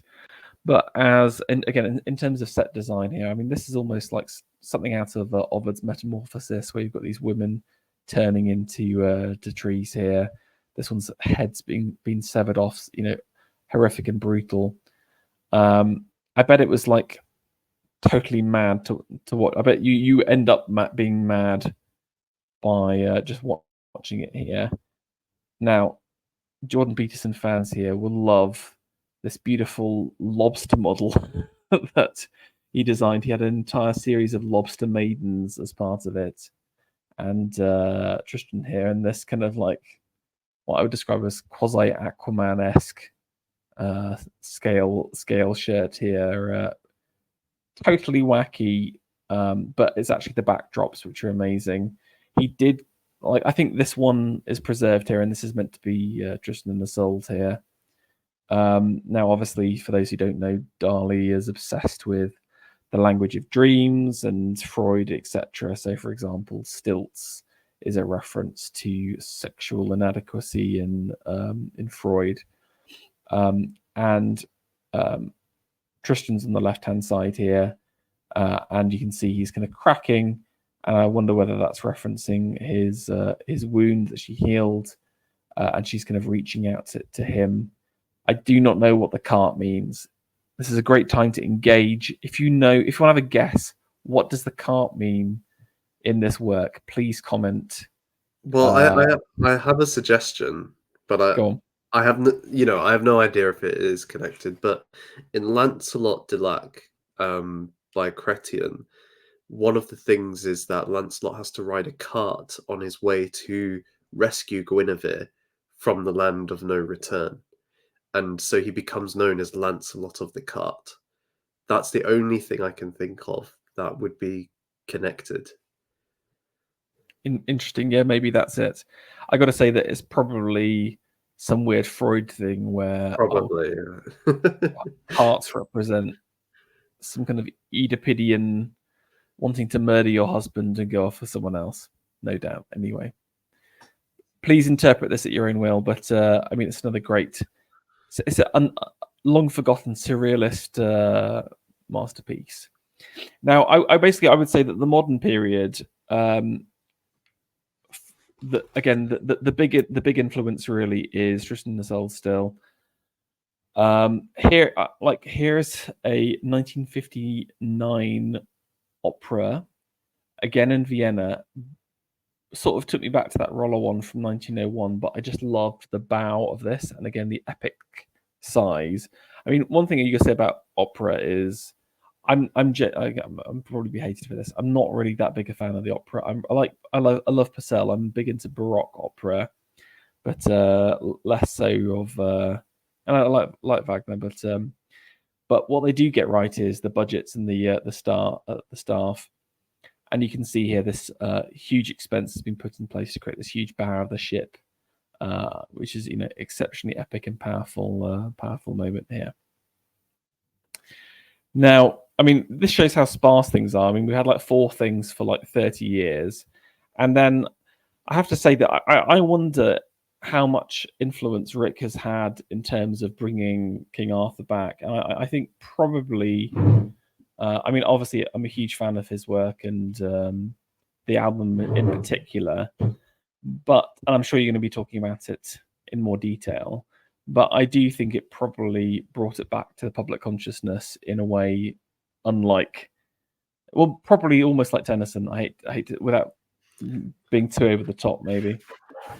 Well, it's the same. So there's 2 things that year. It's 1975. So you have this album and you have Monty Python and the Holy Grail coming out the same year. That's true. Yeah. So I think both are massive cultural impacts, and together, even though Monty Python, I mean, there'll be some discussion about this on our, during Arthur Day, but even though it could be seen as a satire that's kind of taking the mick out of a lot of Arthurian stuff, it's done with that kind of classic Monty Python. Oh, we take the mick out of it, but we kind of love it still anyway. So there's this this proliferation of Arthurian kind of themes and ideas and stories all of a sudden, which I read one article about Wakeman's album saying, without this, you don't get Excalibur in 1981. It's because of this that it introduces it to a popular audience, the Mallory and Tennyson story. Yeah, which I think is very true. I think it's a sort of double-edged to it, because I think a lot of the modern tripe is probably related to this as well. It's like it turns it into a pop form, which it has its advantages and disadvantages. And I wonder whether it will stay as a bit of a, well, hopefully something like Arthur Day will re-elevate it again. I would also say that I think that the 70s is the most reactionary decade for like 100 years, basically. Specifically, British trying to react against encroaching Americanism. Basically, that's how I see it, and it's about reconnecting with the Victorians. So again, it's like they look to Morris for clothes, they look to the Pre-Raphaelites for art, they look to the Secessionists for posters. Interestingly, so there's just this big trying to reconnect with the past before the war, and this was a very charming. This is actually done by a group called the Blue Egg Printing and Design Company, and it's a screen print, and really I absolutely loved it when I saw it. You've got these kind of beautiful purple and yellow colors, so it's very, very striking. You've got Rick Wakeman in the center across here with his band of merry knights, and then they're all encased in this brilliant armor at the same time. And I thought this was a bit goofy, and you can't really read some of the supporting cast, but who cares about them? It's all about Rick right at the center. He's at the heart of the night itself. I mean, that was a bit of bad design up here, the yellow on the yellow, but I thought it was a very charming piece. It's engaging. You want to see what it's about, and yeah, just one thing before we move on as well, because we were talking about children's literature kind of taking over Arthur, and something I mentioned in the video. It's just a short introduction to the album. The Rick grew up on these children's books about Arthur. So actually, his primary reference point isn't, Mallory. It's the children's books which are based on Mallory and Tennyson. So in a weird way, This, that's the primary influence upon him, and then the more modern stuff. So maybe that's where, you're saying perhaps it's a kind of tripe version of it. Well, perhaps that's why. but this is sort of where you end up with the pop sausage factory, where it's just like, yeah, but the people watching this then sort of sloppify that, and this is the problem. I think that the 20th century is the attempt to elevate the popular format as the elite format, and it's just proven to fail. I think it just ultimately by the end of the century we've seen that it just doesn't work. So I think it's nice in some ways that it has this kind of revival quality to it, but it has its consequences at the same time. Talking of slop, there is King Arthur and the Round Table, the DC Comet 75. I will say no more apart from this is total slop. This is not art. Thank you. Now here is something that is art that I found, and I was actually a fan of this guy from some of his video game designs. So this is Yoshitaka Amano, and he's famous for doing some of the Final Fantasy series, if you're familiar with that, but certainly some of the earlier games. But he also, he's done loads of stuff, some in like a woodcut style. But this is all, I would say this is in the Rackham tradition, really. He's really into this like Edwardian illustration thing, basically. But he does a series of pieces on Tristan and Isolde at the same time. So we've got Isolde and the Handmaiden here. Or hit this version of the Love Potion, which I think this has got to be top 10 works in my opinion. You've got these, again, this is sort of like before anime gets big, so it's still kind of respectable Japanese art as well. You've got the two figures placed in a really interesting position, again, in a way that we haven't seen before. So Isolde looking out, Tristan looking into the distance, but they're still focused around the Love Potion.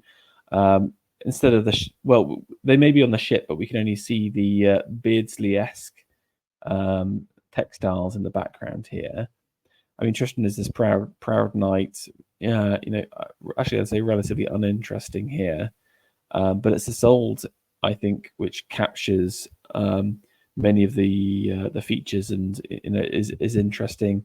That starts at the bottom. You've got this kind of beautifully weird cup, which is kind of reminiscent of like a bird or like a Byzantine bird or something like that, and she's holding it with her pinky out. She's a woman of excellent manners, of course. Her face itself is sort of surrounded by this kind of like dome of hair and interesting, like almost textile crown. There is definitely kind of Celtic influences, but it's been seen through very strange imagination. And then her face itself is there is determination in there. There is like a savageness to it at the same time, as well as a force. And I think he manages to capture a side to Isolde which is not often looked at. It isn't this kind of lovey-dovey figure of like pure romance. It's very forward and strong, and part of that's why I arranged the figures to look directly at us. Do you think it's influenced by the Gaston Bussieri one? Because that has a similar Isolde in my mind, although the style's different. Yeah, I mean, you're right, because they've got them both as blonde, so maybe that is the case. I mean, even so, I'm looking at the Bussieri at the moment, and even her crown has like a circle in the middle. Interesting. Okay, there we go.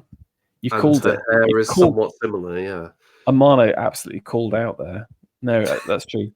But I think the thing is, that's what all good artists plagiarize, but you do it in a way where it's been transformed into something new at the same time. So I 100% approve of that. Okay, Hockney. Did you know that Hockney did the set design for a Tristan and Isolde opera in '85? I did not know this. No, neither did I. I could not find good images for Love Nor Money. I'm pretty sure that this is maquettes of the actual piece itself. Okay. Yeah. Now I have to say this is like a poor man's roller. If I'm honest with you, he's that roller. I mean, I would have loved to been there. That would have been, just imagine that at the height of, they call Vienna the cultural capital of the entire world, and that would have been such a special moment. I mean, this is a poor man's version of it. You've got the novelty of these kind of bright colours, the bow of the ship turning left, almost like some kind of road leading off into the distance. So there's that kind of weird hopelessness to it. There is a couple of other images of this, but you sort of get a similar vibe. But it's just the novelty of Hockney does Wagner, which amused me. But I mean, it was not his best work, basically. Okay, this piece now, according to the site that I found it on, said it was from 1985. Now, I'm not sure about this at all, because in my mind it feels super early, but I don't know. This is from Act 1. So again, they're on the boat, but it has this kind of like almost Shakespeare spaceship quality to it, that she's almost kind of like in some kind of prison, doors either side. There is this kind of shininess to it. So very intriguing. I think it's meant to be done in Paris, done by a guy called Carlo, like an Italian. But I really love the staging of this. As like I said, as you may notice, in the 20th century, it's all about the opera. Basically, that's what's generating stuff. Now, there is some kind of fantasy element, and one of the pieces you wanted included was this Merlin's Dreams by Alan Lee. Do you want to take us through? Yeah, so by way of context, Alan Lee is an English artist who, along with Brian Froud, they worked together for a long time and kind of made it big when they did a book on fairies, which is, if you've never read it, it's great because it's both goes into great depth on the traditions around fairies, but also is very artistic and creative in its presentation form. And Alan Lee went off and went into various things, such as the artistic design behind the Lord of the Rings films, the Peter Jackson films. They're based on his artworks. But before that point, he did some to do with King Arthur. I think there was a book which he did the artwork for. And this one, and I think the title is actually Merlin Dreams of the book itself. And so this is the cover image. And what really struck me about it was, it's kind of drawing on that story of Merlin being turned invisible or trapped in the rock by Vivian, that we've been alluding to at various points, particularly in the last episode, part 2. And you kind of have that illusion with this rock in the middle, which is like an old man's face. So you could see that as Merlin, and behind him you have these two riders coming by, but above the clouds is this beautiful city. And you could see that is perhaps Merlin's dream too. Is it Camelot that's being hoped for? Is this a place which can actually be reached at the moment geographically? Could be. Or is it somewhere that can't be reached, and at this moment it's kind of in a mythical world in our dreams, as it were?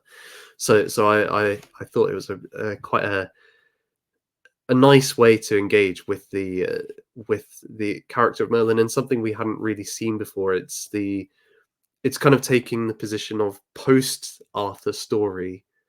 How does the legend connect with a medieval world, for example?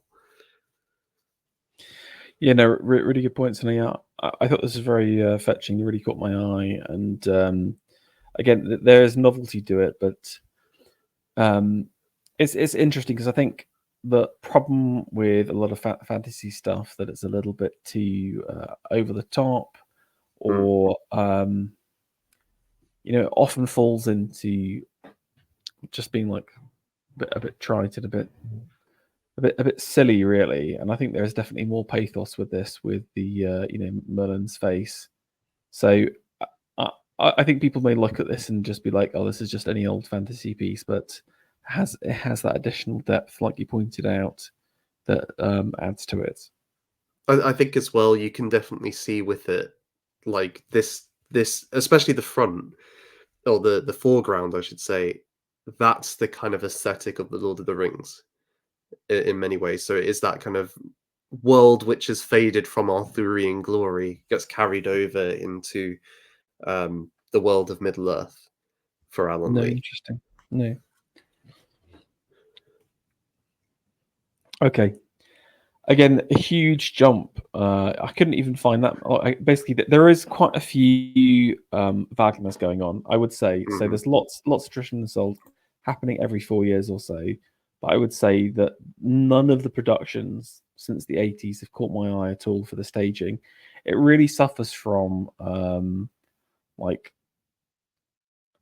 just rubbishification of set design, where everyone's trying to be like avant-garde, but what that means to them is like, let's not just do any staging whatsoever. I often wonder, is it because they just want to do stuff on the cheap, so it just happens that their version of the avant-garde is like the cheapest way of doing staging possible in these kind of black box sets almost. I really dislike many of the stagings. Just going back to Purcell, Nathan, I saw the Indian Queen at the ENO like a couple of years ago, and they did a collaboration with a guy called Gronk, who was a graffiti artist, and it was like the worst ever staging I've ever seen in any production of all time. And opera is just filled with nonsense like this right now. I feel like we need a I'm not even necessarily saying we need like a return to the 1860s Wagnerian one, but like hopefully I've shown through some of the stuff with like that 1901 or some of the stuff that Ricketts was trying to do.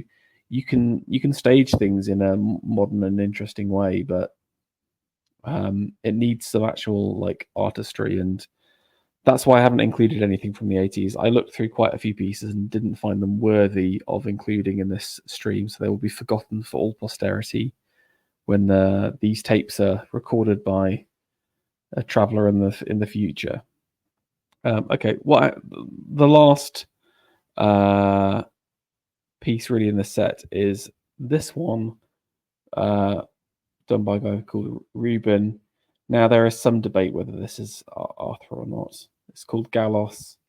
It's a sculpture in an Arthurian place, but the artist specifically said, "Oh, it's not Arthur." I mean, I got to be honest with you. This is a classic modern artist that like too cool for school. I don't want to be hemmed in or whatever, but it's like it's a king in a very specific Arthurian site. So like read between the lines there, basically, with a Roman sword, which looks exactly like the Burne Jones Excalibur. By the way, can I just say? Yeah, it does, doesn't it? Yeah. I see you, Reuben, with the lies. I mean, it's fine. I think everyone's like, like see-through. That's so deep, and I'm like, okay, it's just a gimmick. The whole see-through thing is just a gimmick, and it works once, and then you see it 10,000 times. Like how the hands. I'm going to rate this sculpture live. What's good about it? I like the sword. But when you get close, the detail isn't there, and there's a lot of awkward, janky parts to it, and I don't like the see-through nature of it. Again, I think it's just like midwit fodder. Midwits would love this and be like, "Oh, this is just so deep." Like Arthur is he's ethereal. He's not even there, and I'm just like, the guy just didn't want to sculpt the whole thing, did he? Really?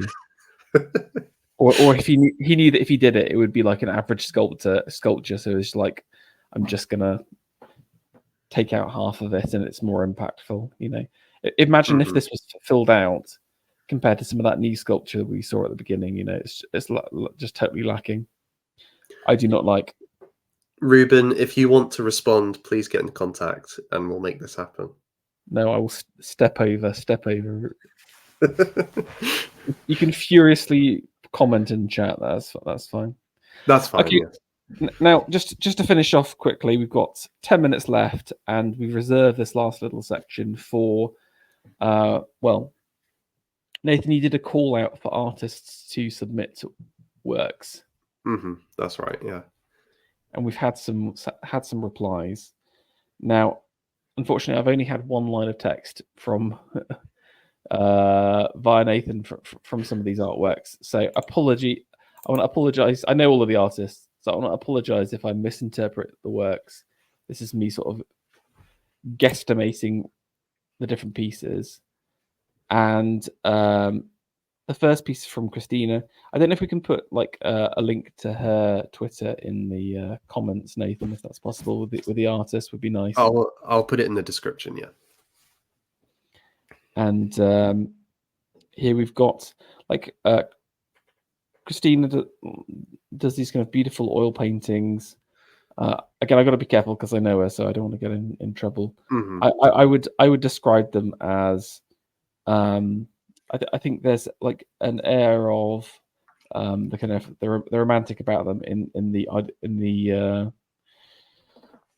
big R romantic sense. So and definitely influences of the PRB as well in terms of some of the detailing, but still done in a modern style. We've got this kind of maiden looking out as the kind of ship disappears off into the distance. I couldn't immediately think of the Arthurian piece, but I wondered whether if it was Isolde, maybe. Well, she said that this wasn't specifically Arthurian, but generic medieval. Okay, there we go. But interestingly, like I think the ship is, and rightly so, like an important medieval symbol, if that makes sense, and that's something that Morris also picked up on. But I like the format, and the flowers are very beautiful at the same time, so really nice. Very beautiful. Here we've got Sam Wild. Definitely follow him on Twitter. He's very, very good artist.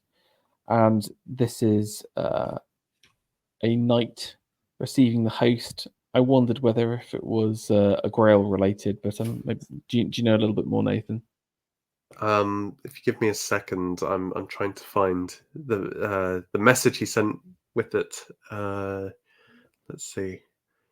I mean, it definitely has that overtone to it with the light coming down upon it.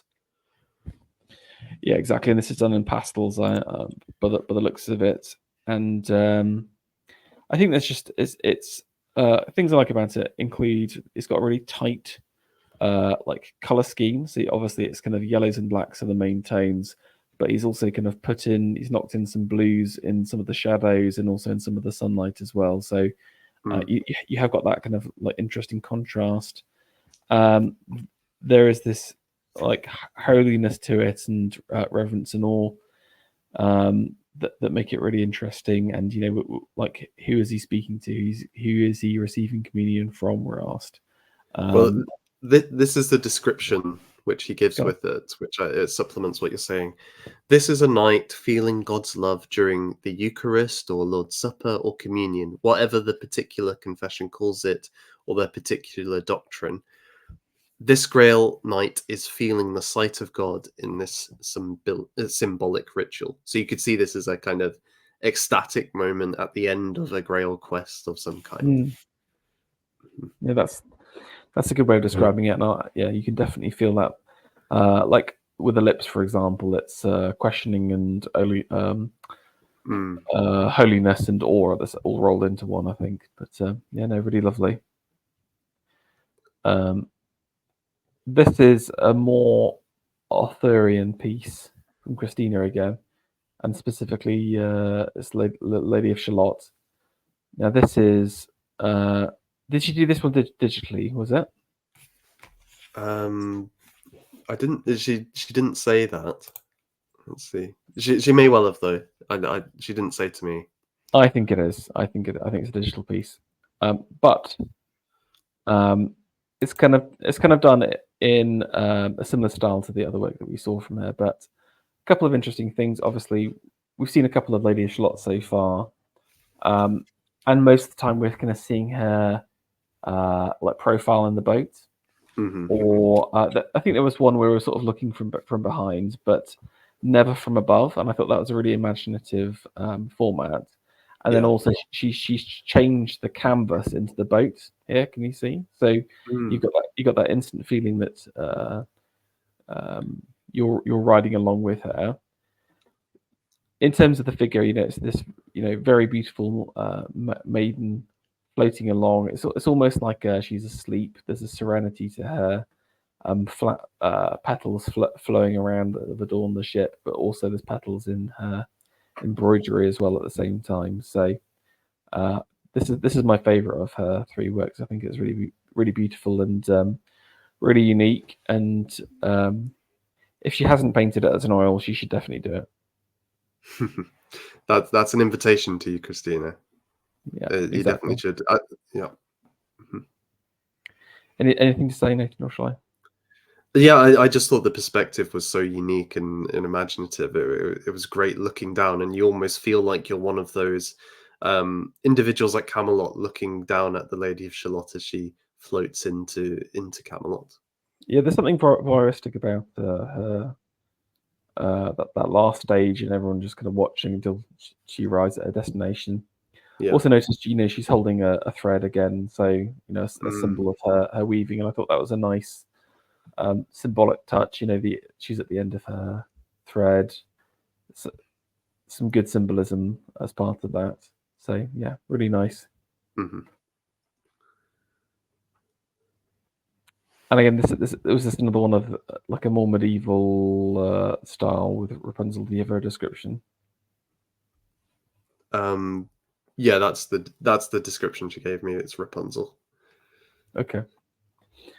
I mean, obviously, like a non-Arthurian fairy story, but I often think that it's tied quite closely to Lady of Shalott in terms of maiden stuck in tower basically. And I thought this was really beautifully rendered. You've got this is all about circles, so you've got the kind of circle window and the railing outside across there, but she's turned her back on the world at the same time. There's the naturalism outside, but then naturalism inside with this really interesting kind of wallpaper with beautiful leaves across there. And Rapunzel herself is this serene figure where she's just sort of waiting for her stepmother. What's the witch's name again? I can't remember. I can't remember either. it's like Grinchel or something like that, depending on it. So she's just waiting for the witch to arrive and for her to throw down her hair. But very beautiful, serene moment, and again some of that kind of PRB-ism, beautiful background at the same time. Lovely work. I also like how the hair kind of wraps around her. It gave me kind of Holman Hunt, Lady of Shalott vibes. Yes, definitely, yeah, I'd say so. Okay, and we've got a couple more. This is from Cy Smith. Somewhere Till the Sword Waits. So this is almost, again, kind of interesting for its novelty in the fact that there's not much focus on the sword, really, is there? Like we saw a couple of Arthur pulling out the sword from the stone. Speaking of that, I wanted to mention just quickly the Disney adaptation of King Arthur. It's called Sword in the Stone, isn't it? I think. Yeah, that's right. Got to be my least favorite adaptation of the 20th century. I watched it again, and it's just okay. It was so stupid.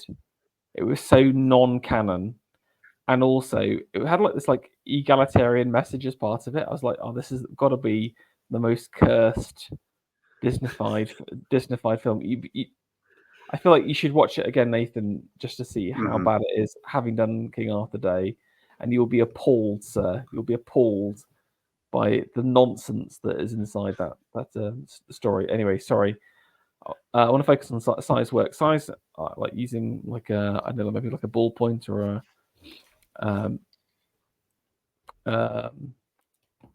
some kind of pen to add texture, to add shadows, and it gives this piece a very kind of loose, but at the same time kind of energetic and powerful moment.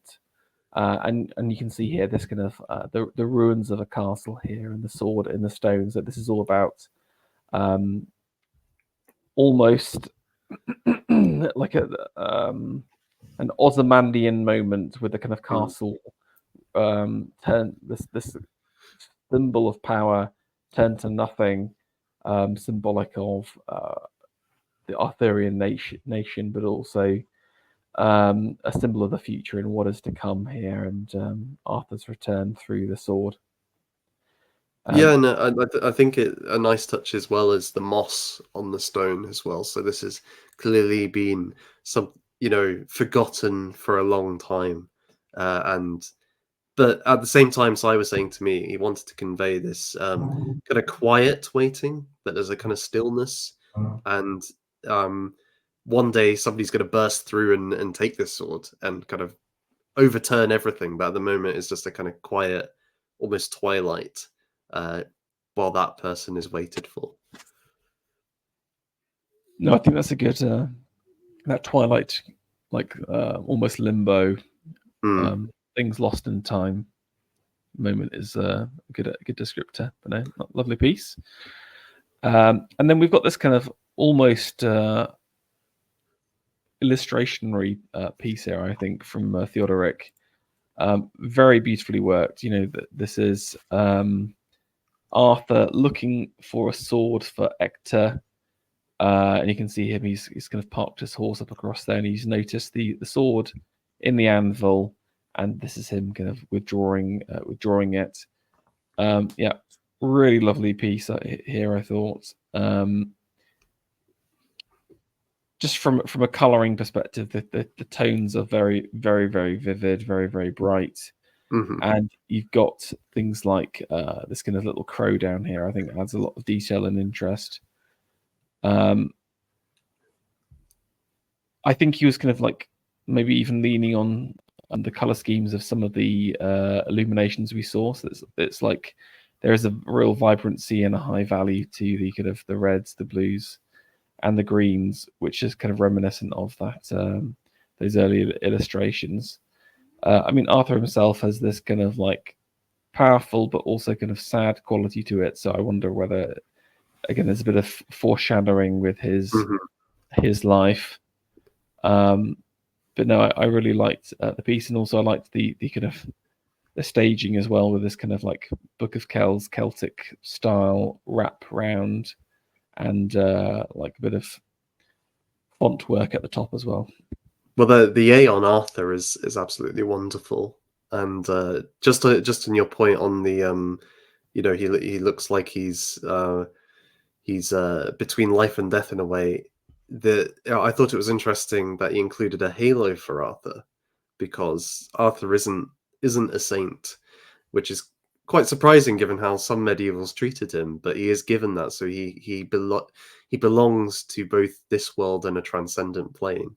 But at the same time, the crow is a symbol of death. So you've got these things already at drawing the sword being hinted at here. So I thought he did a really good job of kind of incorporating these elements together. Really powerful piece. So I really just to kind of summarize, I think it's undeniable that there is this kind of big downturn in Arthurian works post First World War. Again, there is this kind of popification and childification for it. I mean, in terms of the future, I wonder whether we need to sort of go back to some of the source texts a little bit. I feel like we've been receiving stuff through whatever the sausage factory, the we've seen it through a pop culture reference, which has seen it through a child's reference, which has seen it through someone else. And I feel like we should re-examine the text again. One thing I've determined to do is to go through some of the Merlin stories. I feel like those are the most Anglo-centric of all of the stories, and see what gems are to be had there, and like what are the motifs that have been lost in time, and what are the ones that have been not touched at all. I think that's really interesting. And could we do something with some of those stories? I'm definitely going to be drawing Lancelot on a gigantic sword on the sword bridge. That really captured me, and I will hopefully produce something myself within a year, inspired by this. So I want to say thank you so much, Nathan, for pulling this together, because I think it's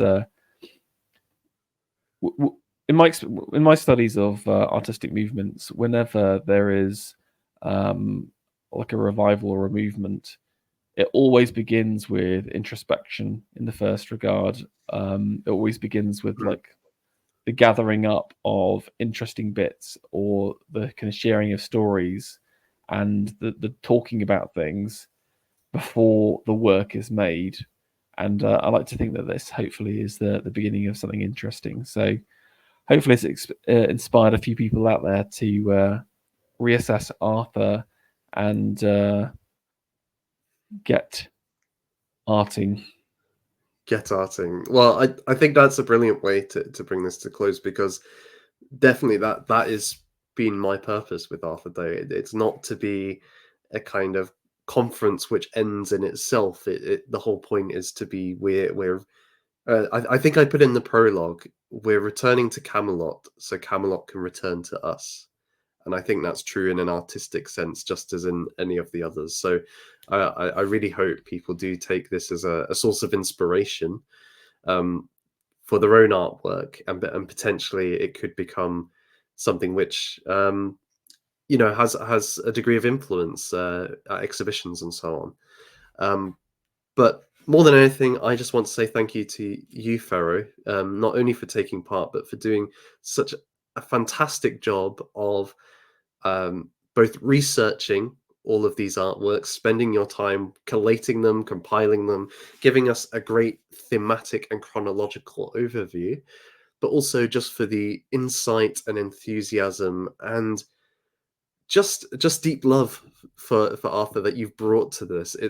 You've really turned this into a gold tier stream. So I just want to give you the most gratitude I possibly can, Ferro, for being involved in this. Oh well, thank you so much. It's very, very kind words. If you listener have been inspired by this, I'd just like to ask you to smash the thumbs up button on the YouTube video, to write an insightful comment about the video, because it really helps Nathan's channel out, and subscribe to him if you haven't already, because he's just producing amazing content. He needs to grow his channel more. So channel the love of the content into the likes. Tell us what your favorite work is from all of the streams. Also, I feel like I need to set up some kind of like back-to-back. Was it 7 hours we've done in total now? Pretty much, yeah. So someone can do a 9 till 5. Spend their entire day listening about King Arthur. So please do that. Please do that, friends. Please do that. Well, all that remains to be said is thank you, Ferro. Thank you to you, the audience. And please stay tuned, because there will be more videos about King Arthur in due course. Until then, God bless you all, my friends.